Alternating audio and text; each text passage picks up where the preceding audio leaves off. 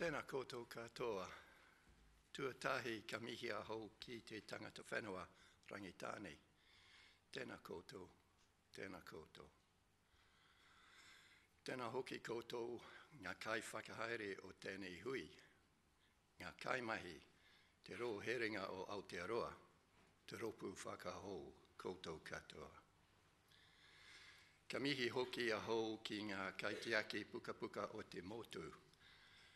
Tai atu ki ngā manuhiri o te ao, kua haere mai ne ki te tautoko i tēnei kaupapa. Tēnā koutou, tēnā koutou, tēnā tātou katoa. Ko Bill Macnaught aho no te iwi Macnaughton. Te tumu whakahaere o te puna mātōronga o Aotearoa.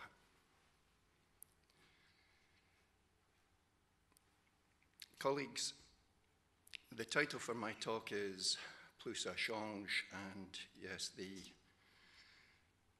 next slide explains that the second bit that follows is Plus LMM shows, which of course means that the more it changes, the more it stays the same. And that applies to the work of the National Library. At the National Library, we collaborate, we collect, we connect, and we co-create knowledge to power the nation. That has not changed. We collaborate locally, nationally, and globally. And I had the privilege of representing New Zealand at the meeting of National Library Directors in Helsinki during the IFLA conference in August. And while I was there, I visited the National Library of Finland. This is a photo I took of the magnificent ceiling of their main building at the National Library of Finland. It dates from 1640. This is a recent photo of the roof of our National Library.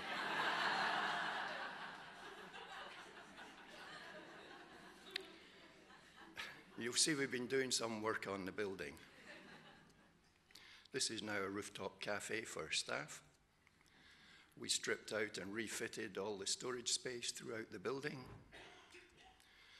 This, believe it or not, is a fairly recent view looking towards the main entrance to the building, looking towards Molesworth Street.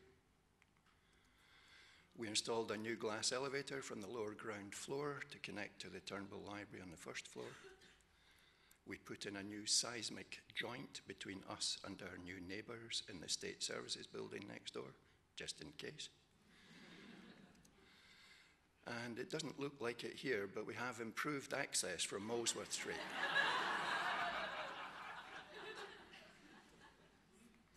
We replaced the plant throughout the building to provide all the climate control we need for the collections.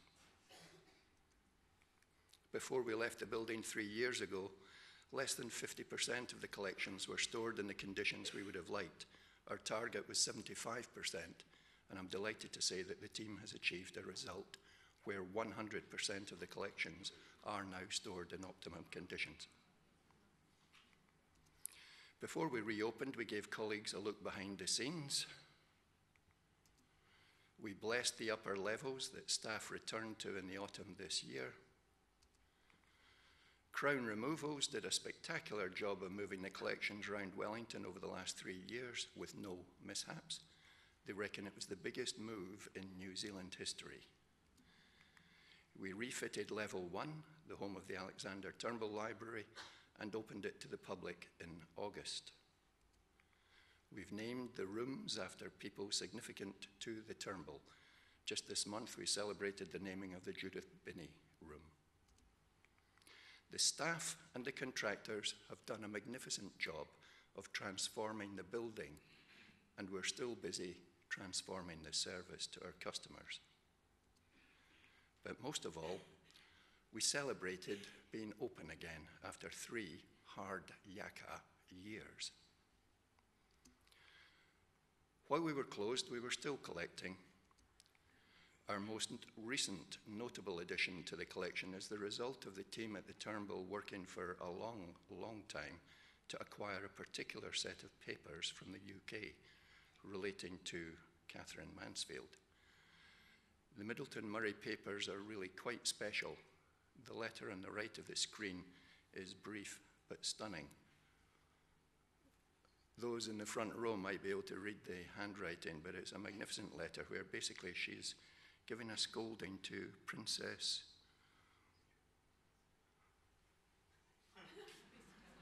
Bibesco, basically saying that she mustn't write to her husband, it's not the done thing, and she doesn't really want to give her a scolding because it's not the way that you should behave. Something along those lines, I'm paraphrasing, but it is, when you get the chance to look at the slides later, you'll enjoy that one, I think. Marvellous items in the collection that bring the personality of Katherine Mansfield even more to life than with the collections we already have. This is a recipe for orange soufflé in her handwriting, and I do hope we can get our cafe to produce some orange soufflé. Wouldn't that be good? This is Chris C.K., the Chief Librarian of the Turnbull, showing the Minister around some of the items in the new Turnbull Gallery, small gallery on the first floor. And the exhibition at the moment has got some items that have never been seen before in the Turnbull. Some of them we've collected while we were closed, and some of them are from older parts of our collection that have not seen the light of day for some time. These exhibitions in the Turnbull will be changing quite frequently.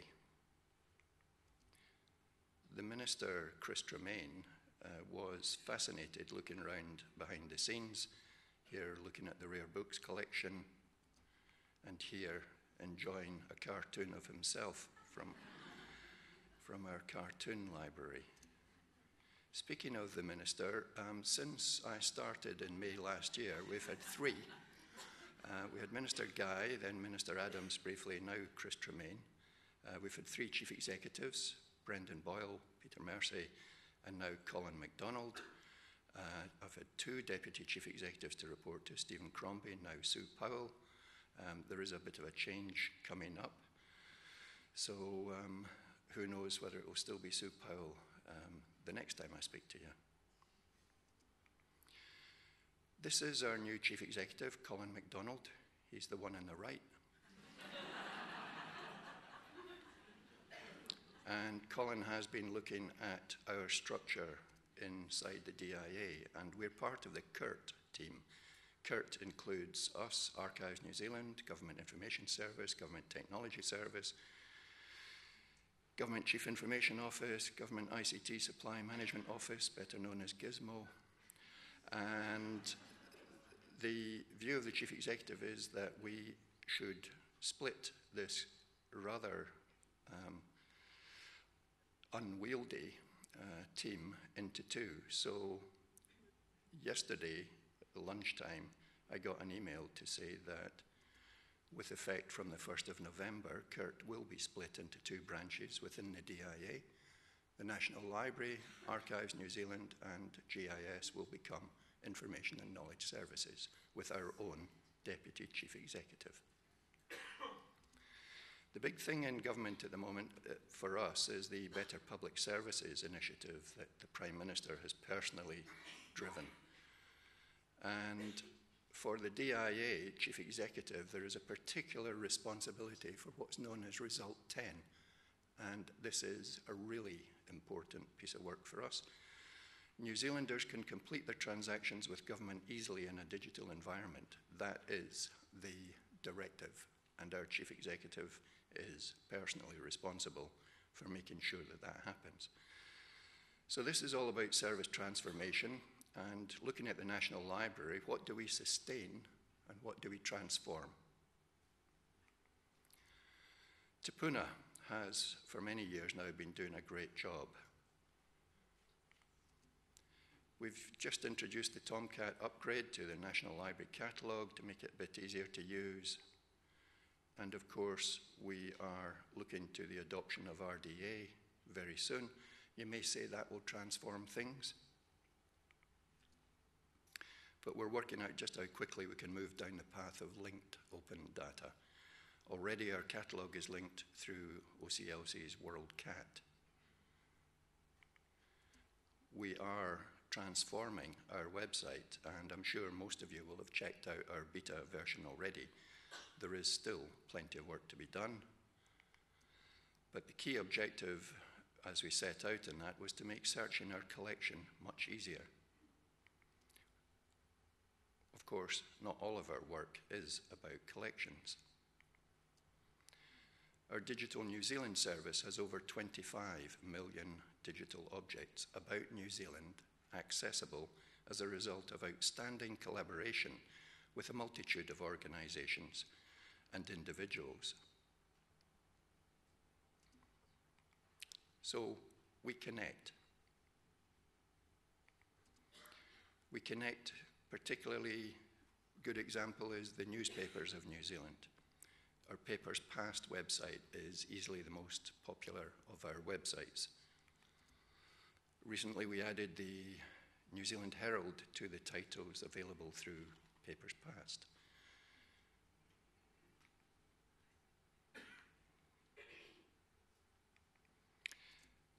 An exciting development for us is this collection from the Namanu Nature Reserve, where they've used Digital New Zealand as a way of sharing their content with the nation.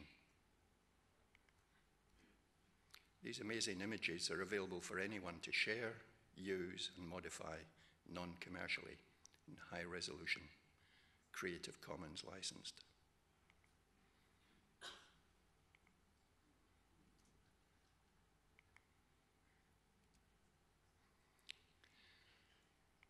We also use Digital New Zealand as a platform for collaboration with other organisations, and working with colleagues at the University of Canterbury when they were developing the seismic database. They realised that the Digital New Zealand platform was a ready-made solution for the work that they wanted to do. So we collaborate.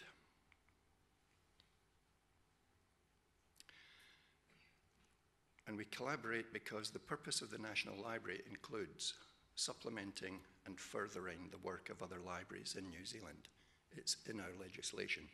It's not just because we're nice people. We collaborate with schools, and it's very fitting that in Palmerston North we can celebrate the way our services to schools centres here in Christchurch and in Auckland sustain the work of school librarians across the country. They are the backbone of our literacy and learning services and collaborate widely to co-create motivated and engaged young readers across New Zealand. Our Auckland Centre has added a new dimension to this work. In this photo you can see the fascinating Kermadec exhibition. Previously, we had a very successful Haka exhibition, which is now in our Christchurch Centre. Both Haka and Kermadec are designed specifically to stimulate learning outcomes, so they benefit from the iterative process of school visits. We co-create. Together with other knowledge institutions, we co-create these exhibitions. Together with schools, we bring the exhibitions to life. This work is transforming the way that we think about our support for learning in the years ahead. You can sense the excitement that Haka generated with this class visit. A year ago in the Auckland Centre, I had a conversation with the president of Lianza about the National Year of Reading initiative in Australia. That planted a seed. About the same time, I heard that New Zealand was to be the country of honour this year in Frankfurt at the book fair. This building on the right is the forum where, as we speak, much of the New Zealand publishing industry is gathering to show the world how strong publishing is in New Zealand. And let's celebrate the wealth of writing we have in New Zealand. This illustration shows just some of the authors whose works have been translated into German. Jane Hill and I have had encouraging discussions with the Publishers Association about the need for a transformation of our business models around ebooks. We agree that librarians and publishers need to rebuild a strong working relationship to achieve our mutual ambition of seeing more New Zealanders reading more. Just last week, my chief executive gave me the go-ahead to develop a collaborative program of reading engagement, working with other government departments, school librarians, public librarians, publishers, authors, booksellers, New Zealand Book Council, and anyone else who's interested, really. I'm showing this photo again because the colleague on the left of the photo is Michelle O'Donovan, who has taken on the task of leading the development of the program funding package. This is an ambitious program, but its scale depends on our ability to persuade funders to come in behind this national initiative. And why wouldn't they, when we know that reading for pleasure is considered by the OECD to be the most important indicator of the future success of a child?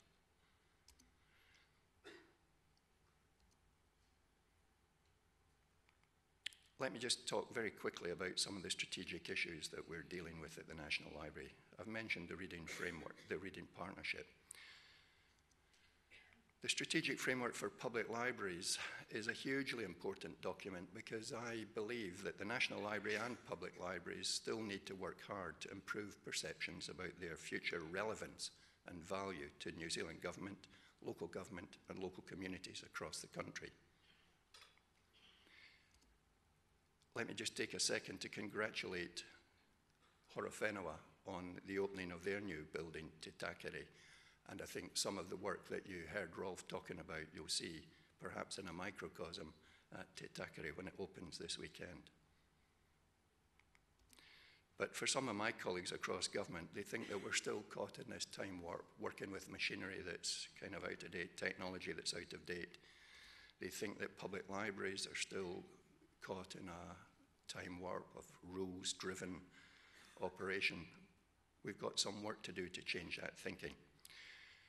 I'm going to be working with the staff of Christchurch Public Library.